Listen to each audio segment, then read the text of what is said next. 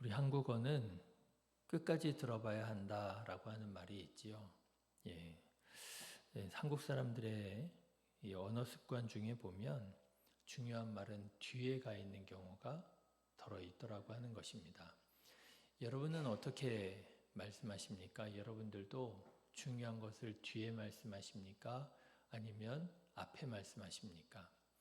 뒤에 말하는 것도 좋은 점이 많이 있는 것 같아요.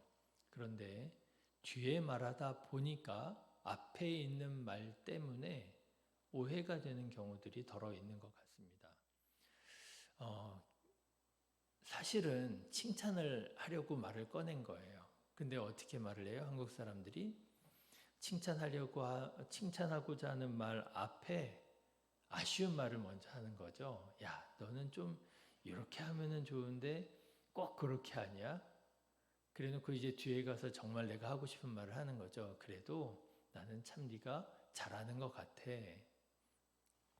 사실은 그 말을 하고 싶었던 건데 그 말 하기 전에 이제 조금 아쉬운 얘기했다가요. 그 감정이 상하고 괜히 오해를 받고 그렇게 되더라고 하는 거죠.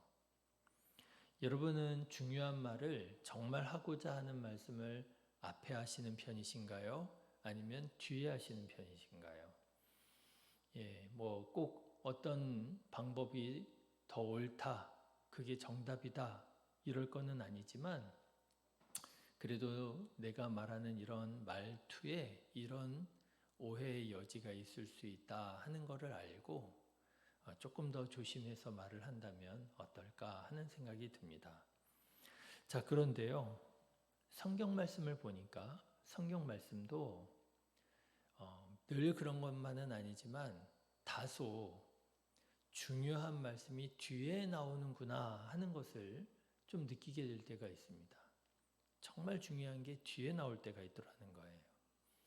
그런데 예수님의 제자들이 그리고 예수님을 믿는 오늘날의 그리스도인들이 예수님의 말씀을 끝까지 듣지 않고 하나님의 말씀을 끝까지 읽지 않고 앞에 나온 부분만 가지고 하나님을 오해하기도 하고 또 건강하지 않은 신앙생활을 하기도 했었음을 또 하고 있음을 보게 됩니다.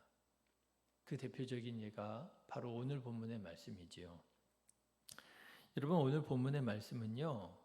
이런 말씀입니다. 예수님께서 갈릴리 지방 어쩌면 갈릴리 선교의 본부와 같았던 가버나움 근처에 돌아오셨을 때의 말씀이에요.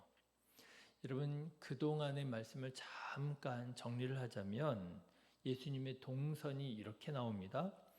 이스라엘 지역의 북쪽이지요. 갈릴리 지역에서 예수님께서 사역을 하시는데 그 갈릴리 지역에서 더 북쪽으로 북서쪽입니다. 지중해 연안에 있는 두로와 시돈이라고 하는 곳으로 가셔서 이방인 선교를 시작하십니다. 어떤 귀신 들린 여인을 고쳐주시지요.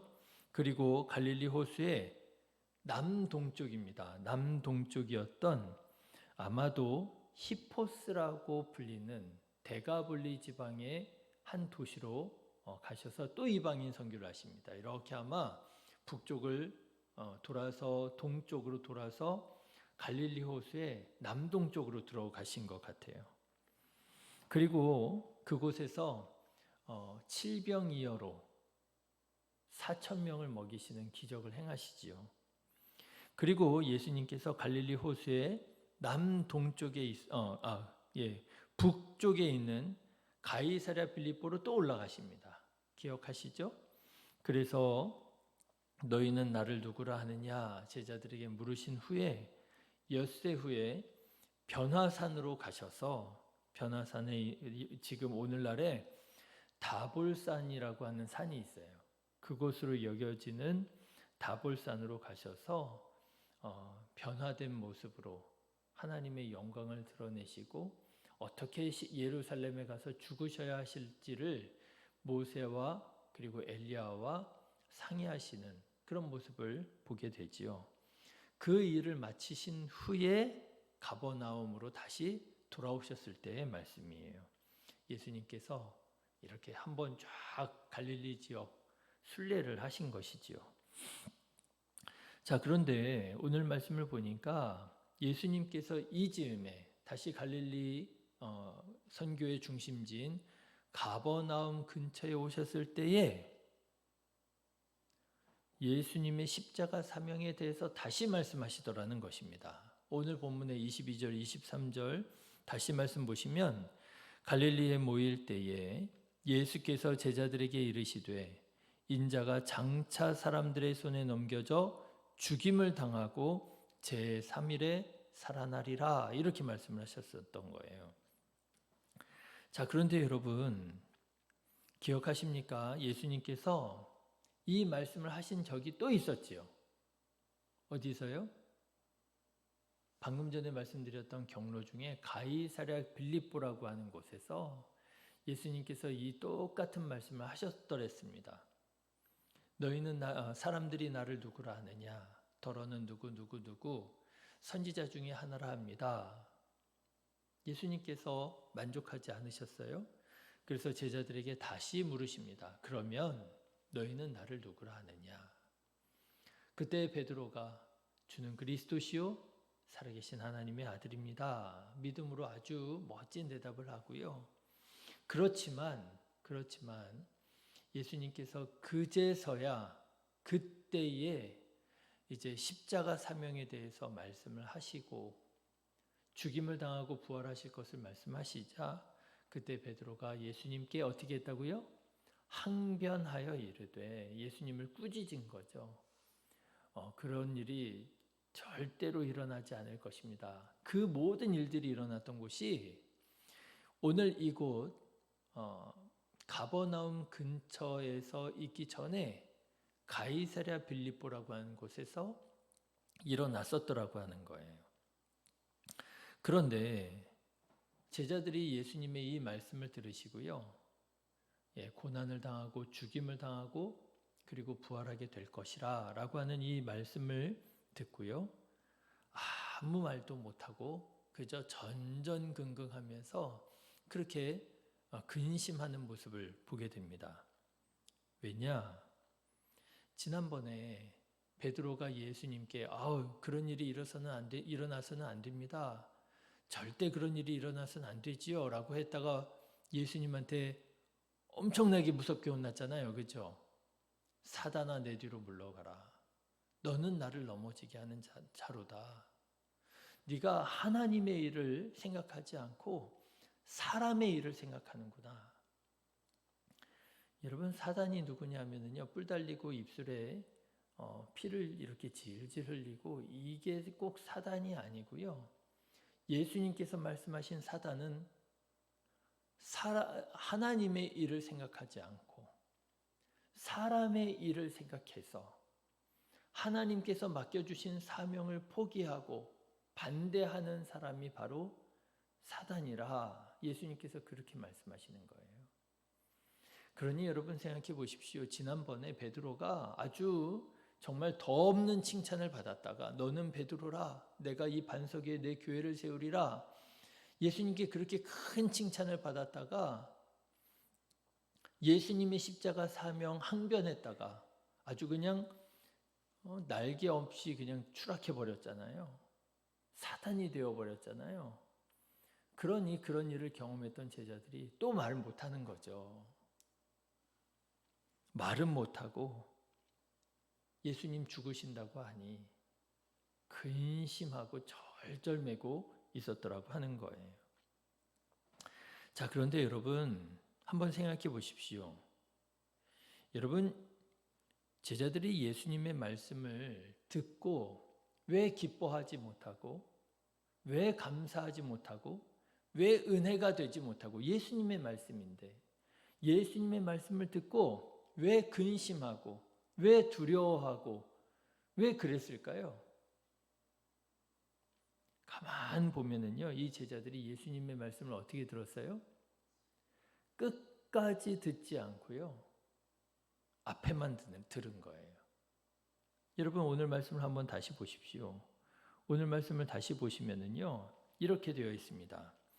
갈릴리에 모일 때에 예수께서 제자들에게 이르시되 인자가 장차 사람들의 손에 넘겨져 죽임을 당하고. 그렇죠. 여기까지 들으면 어때요?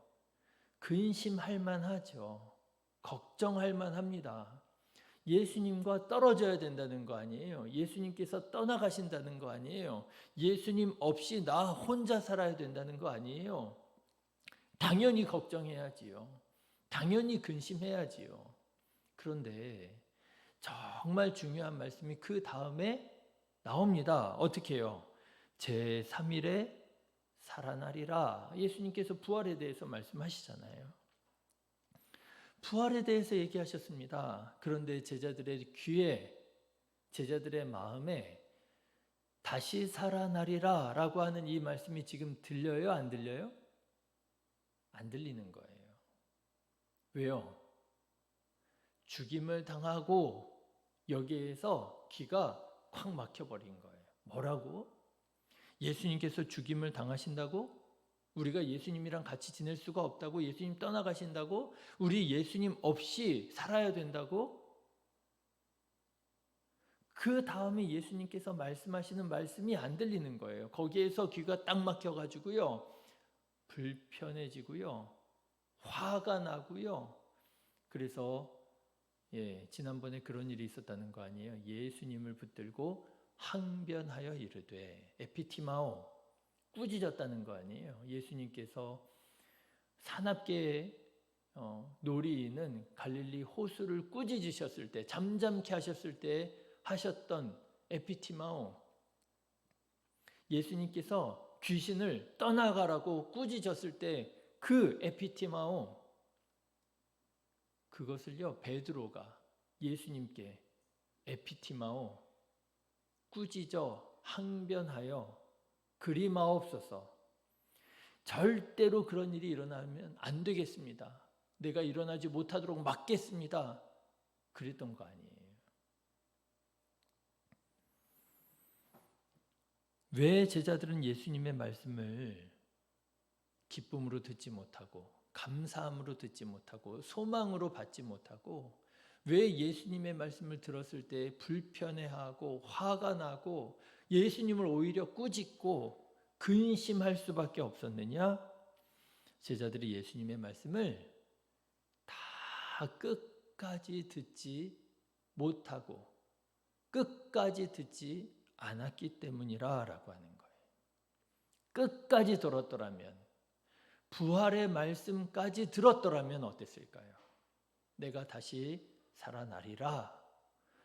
부활의 말씀까지 들었더라면 그렇게 불편하고 그렇게 화가 나고 그렇게 예수님 앞에 근심하고 하지는 않지 않았을까요? 그런데 제자들이 예수님의 말씀을 끝까지 듣지 못하고 결국엔 이렇게 예수님께 화를 내고 근심하는 신앙생활을 하게 되더라라고 하는 것입니다. 자, 여러분, 우리도 혹시 예수님의 말씀을 이렇게 듣고 있지 않을까요? 여러분, 우리도 하나님의 말씀을 이렇게 읽고 있지 않을까요? 성경 말씀을 읽을 때, 또 설교를 들을 때 우리도 마음이 불편해지고 화가 나고 그럴 때가 있잖아요. 언제 그런가 보면은요, 그 가장 대표적인 예가 이 말씀인 것 같아요. 회개하라. 그렇죠? 회개하라. 여러분, 회개하라고 하는 말씀을 들을 때 마음이 어떠세요? 불편하지 않으세요? 거북하지 않으십니까? 아니, 나는 교회 가서 좋은 말씀 들으려고 교회 왔는데, 나는 교회 와서 은혜 받고 싶어서 교회 왔는데 은혜의 말씀을 듣기는커녕 오히려 자꾸 찌르는 말씀을 이렇게 하시나, 화가 나는 거죠. 그렇지 않아도 세상에서 힘들게 살아가는데 교회까지 와가지고 내가 이렇게 힘들게 이렇게 신앙생활 해야 되나. 심지어는요, 어떤 분들은 이런 말씀도 하십니다. 기독교는 나쁜 종교라는 거예요. 왜요? 죄의식을 심어줘가지고요, 우리는 모두 죄인입니다. 아니 내가 무슨 죄를 그렇게 지었다고 나보고 죄인이라 그래? 그 죄인이라고 죄의식을 심어줘가지고 그래가지고 사람들을 가스라이팅을 하고 그런다는 거예요. 기독교는 나쁜 종교라는 거예요. 그런데 여러분 성경 말씀을 가만 보십시오. 정말 우리에게 죄의식을 심어주려고 회개하라고 그런 말씀하시는 걸까요? 아니더라고요. 말씀을 끝까지 들어보십시오. 회개하라. 그 다음에 뭐가 나와요? 천국이 가까이 왔다는 거 아니에요. 회개하라. 천국이 가까이 왔느니라. 무슨 말씀이에요? 너네들 천국 가야 되지 않겠니? 그 말씀이잖아요. 내가 너희를 구원하기 위하여 이 세상에 왔노라. 그 말씀이시잖아요. 사랑의 말씀입니다. 우리들의 사랑하는 자녀들이 뭔가 잘못했을 때, 죄를 지었을 때, 야, 너 그러면 안 돼. 너 그러면 안 돼. 그러면 훌륭한 사람이 될 수가 없어.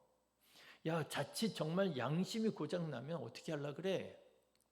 엄하게 꾸짖기도 하고 그러잖아요. 그 말은 무엇입니까? 네가 훌륭한 사람이 되기를 원한다. 나는 너를 정말 사랑한다. 나는 너에게 관심이 있어. 그 말이잖아요. 그런데 우리가 이 하나님의 말씀을 읽을 때 끝까지 읽지 않고 끝까지 듣지 않고 그 앞에 부분만 회개하라는 말씀만 우리 모든 사람이 죄를 범하였음에 하나님의 영광에 이르지 못하였음에 이런 말씀만 읽고 오해하더라고 하는 것입니다. 착각하더라는 것입니다. 그래서 제자들이 그랬던 것처럼 근심하더라고 하는 것입니다. 심지어는 항변하더라고 하는 것입니다. 아니에요, 여러분. 성경 말씀을 가만 보시면은요, 이 생명의 말씀입니다. 우리를 살리시고자 하는, 우리를 모든 죄와 고통으로부터 구원하고자 하는 진리의 말씀입니다. 그래서 여러분 성경에 사도 바울이 뭐라고 말하는 줄 아십니까? 고린도 후서 1장에 보면 이런 말씀이 나와요. 우리 곧 나와 실루아노와 디모데로 말미암아 너희 가운데 전파된 하나님의 아들 예수 그리스도는 예하고 아니라 함이 되지 아니하셨느니라. 예만 된다는 거예요. 그의 모든 말씀이, 그의 모든 삶이 우리에게는 예만 되지요. 아니요 되는 게 없다는 거예요. 그 모든 말씀이 우리들에게 복이 되고 진리가 되고 생명이 된다는 말씀이에요. 사랑하는 성도 여러분, 예수님의 말씀을 끝까지 들으시기를 주님의 이름으로 축원합니다. 여러분 예수님의 말씀을 오해 없이 두려움 없이 여러분 끝까지 읽으시기를 주님의 이름으로 축원합니다. 우리나라 사람들이 정말 중요한 말은 뒤에 하다 보니 앞에 이제 조금 다른 말 하다가 오해를 좀 받는 경우들이 있다고 말씀을 드렸잖아요.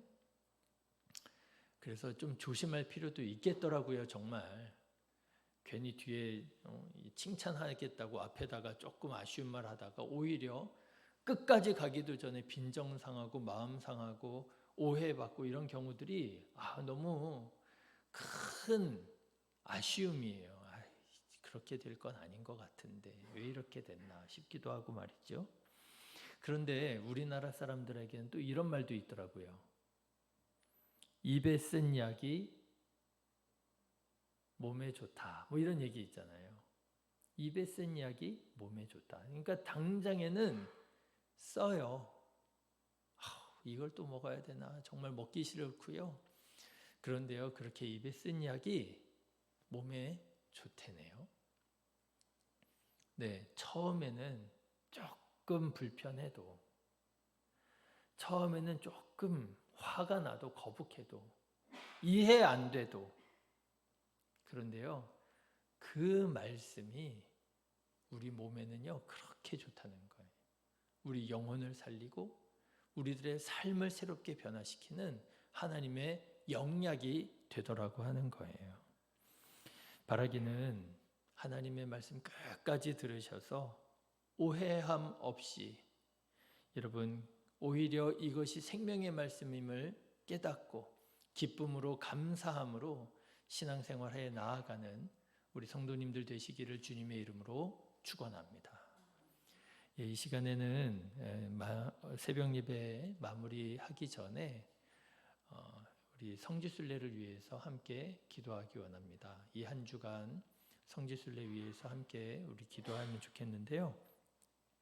하나님 우리에게 평탄한 길을 허락하여 주시옵소서. 좋은 사람들 만나게 하여 주시고 정말 일정이 좋은 정말 일정이 되게 해 주셔서 아름다운 환경 속에서 하나님께서 보여주시기 원하시는 그 신앙의 아름다운 진 면목들을 사도 바울과 사도 요한의 그 신앙을 우리가 경험할 수 있도록 감동이 있는 성지순례가 되게 하옵소서. 여러분 기도해 주시고요. 두 번째 기도 제목은 이겁니다.